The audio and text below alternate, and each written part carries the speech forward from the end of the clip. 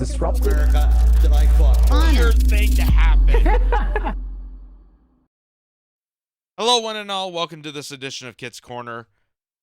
So we got an emotional story that we need to get to because, unlike the rest of the news media, it is important, and we don't want to hide away the fact that a growing amount of veterans are in trouble. These are the people, ordinary citizens, that have made the ultimate choice and sacrifice to, serve the country and to due diligence, and they've been, lied to, manipulated to fight in these wars, to fight in these combat battles. Then they come home with, mass amounts of PTSD, a lot of them with mental health disorders, anxieties, fighting personal demons. There's a lot of homelessness. And these people, that made the ultimate sacrifice seem to be ignored, even though simultaneously we continue to support our troops. We care about the veterans. We care so much about individuals that have, made this choice. Yet at the same time, we are dismantling them. And they are left out in the cold, and it's just heartbreaking to hear a lot of these stories. And there's one in particular that's making a lot of viral attention, and I wanted to show it to you here, but I just want people to note that what this gentleman is about to say is very emotional. It's going to pull a lot of heartstrings, and it's what a lot of people are facing in this crisis of mental health and, the trauma dealing with combat, and how, government officials, the VA, have basically thrown these people out in the cold. So take a listen to this guy. Government failed this veteran, and he didn't expect that. 7 times over the course of the last 6 years, dude. The VA has continued to let me down. I just want some continuity of care with mental health providers. These doctors keep quitting, they keep switching. And then the one doctor that I really liked, who talked me off a ledge the last time, refused. I had a split because they fell out of network, and then they came back into network. So I went the last 2 years dealing with my own demons myself and trying to hold it together. And then come to find out, it's like May, it's like late May, and he denied taking my case back. April 12th, and I'm just finding out, dude. And now I gotta go back to some new doctor, and then I gotta open Pandora's box again because they're gonna want to know everything, and then I'm gonna have to live through work and do that for a month.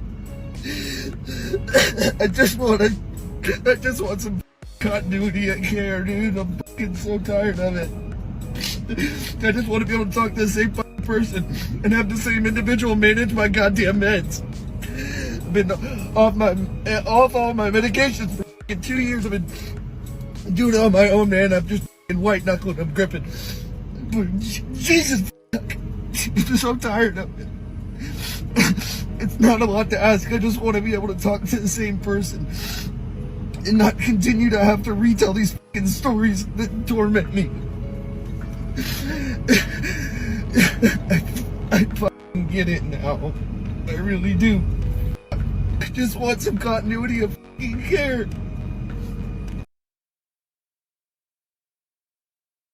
Government failed this veteran. That took a lot. And the fact that people, this is the situation, and the fact that we, have this kind of glaring effect of saying that we support our troops at the same time we're, throwing them under the bus and allowing this to happen is just, it's unbearable. It's sad. It's disheartening. It is just a slap in the face to the people that have served. And I feel terrible for people that have served. I know I've heard stories, multiple stories, and accounts of people that, went off to combat and they turned to a different person afterwards because they dealt with demons. They dealt with, horror stories of being at the front lines and, seeing innocent children being blown apart by bombs that were made by a contractor that's also, promoting this war, and how war is just a racket. And, it's one of the many reasons that I am against war. Period. I have a principled stance that I'm against, war should only be a last resort, not even. That the fact that, ordinary citizens that didn't want this war to begin with, that didn't want any war to begin with, pledged themselves to defend us and defend the country overseas, and go into combat and go into these situations, and then come back home and then get this disheartening treatment and slap in the face that basically you're worthless now because you're no longer in combat, even though we tell you that we support the veterans, we support soldiers, we support the men in uniform, men and women in uniform. We this is the treatment they get. This is how they get treated. And what's even more disheartening is that not only was this painful to watch, because watching someone have basically a mental breakdown, as a former member of the armed forces, as painful as that is, there's still a huge amount of people that don't even have the treatment to seek mental health, to get to a doctor, to talk to someone. And that's a growing statistic, and that is on a rise, and that is just absolutely heartbreaking to hear those stories. So, for example, this from NBC News says the Veterans Crisis Line is fielding a record number of cries for help, the VA stats show. The suicide hotline received more than 88,000 calls, texts, and chats in March, the highest amount of monthly contacts it has ever had, new data shows. So, it is on the rise. It is deeply on the rise. And these are the forgotten people that, we send them off. We send them and say that, they're doing our part, and we got to thank them, and so on and so forth. As they return back home, we just completely silence them out. They, just get thrown under the bus and just walk among the streets without any real support from our, institutions that are supposed to be supporting veterans. So this is a very, very emotional story. Here's also this. This is statistics showing lack of access to mental health services contributed to the high rise of suicide among veterans. And suicide rates have been on the rise in a long while. And they don't report this much on the media, because the reason they don't show any of this is because they don't want to discourage people from joining the armed forces. And, a lot of people join the forces for a lot of different reasons, whether it's, you feel like you want to support your country, whether you want to, go against the bad guys, so on and so forth. There's a lot of different reasons. One of the bigger ones is the lack of, sustainability, that people, feel like they have to, because they're on economic uncertainty. They're on, they're on tough times, and they feel like the Army, the Navy, the armed guards, and so on and so forth, is a pathway to getting them up into the world.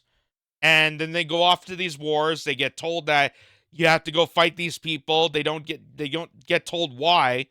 They get lied and propagandized that these are the bad people, even though they don't know exactly why they're fighting in combat. And they see these horror shows. They see up front the bloodshed and tyranny and the destruction of war, and just how much war is a racket. And then they come home, and then they see like the true lack of respect from their federal government, from the taxpayers, from the institutions that are supposed to be protecting these people, are the same institutions that are ignoring these people. And that's why this is happening. Same with this. From the invisible people. being a war veteran makes you statistically more likely to become homeless. So these are these are people that, again, being told that we support our troops, and at the same time we don't support our troops.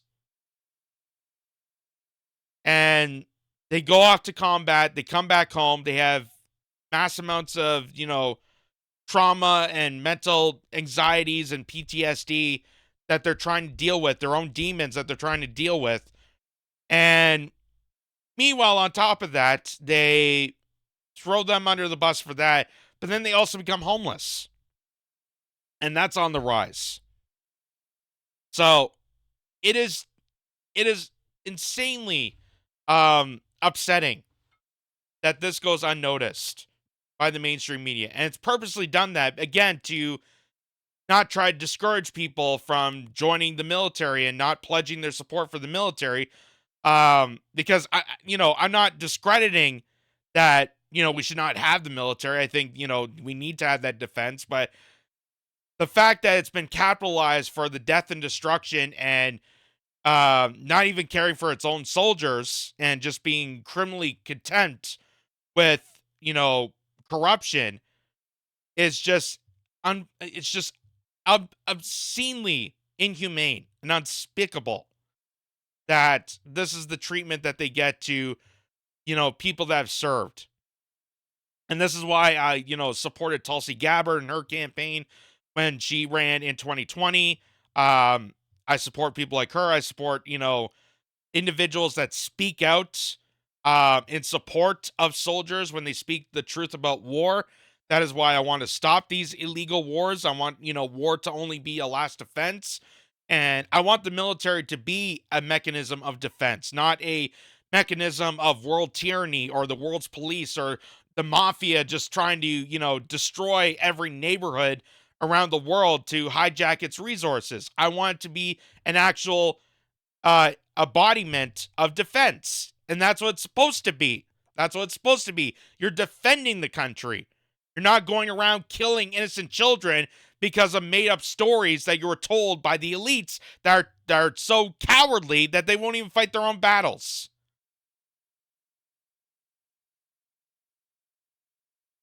It's just, it's so disheartening. And it's one of the things that makes me, truly upset is that the fabrication of, supporting the troops at the same time we're just completely ignoring the troops. And not even listening to the stories. I've heard multiple stories about this. One of the I would say one of the most fantastic movies in my lifetime that I've ever witnessed, and I'd probably say is one of my favorite movies, is Platoon. And one of the reasons why that movie is so phenomenal compared to other war movies is because it highlights and it really dives deep into the perspective of what a soldier is actually dealing with when it comes to combat. Because you've seen a lot of war movies that kind of glamorize and glorify, and like Top Gun, for example, it's just kind of like a parade of war, kind of like a parade of militarism, and the troops are awesome. They're defending and they're heroes and they're like superheroes. But then you see a movie like Platoon where it's ordinary citizens going off to combat, going off to war, and you see that they are human beings that are dealing with a traumatic situation. The same goes with MASH. The same goes with Apocalypse Now. All those movies that have shown the real emotional trauma that soldiers deal with. Deer Hunter is another good one. And why they don't even show those movies anymore? For that obvious reason. Because when you see a combat vet, especially that guy who was a bigger guy, looks like he can practically take me out, have an emotional breakdown, having a mental breakdown, because he's dealing with his personal demons and just completely, shuffling around these doctors, not really caring for him. it's just it shows a lot. And I don't know the exact wording I could say about this, but I just feel it's one of those moments where I wish I could just jump into the screen and give that guy a hug and say that I care for you. I care for you because as a person to another person, and considering you made the choice, you made the sacrifice to go off overseas to, you know, do something that I could never imagine doing. And this is how you get treated. I feel so sad for that person. And how the VA and other institutions that are supposed to be helping these people have completely gave them the cold shoulder. And we've seen this time and time again. And it's just absolutely disheartening and heartbreaking that this continues on. And the statistics are getting higher and just getting unrecognized because they won't show this on the mainstream media.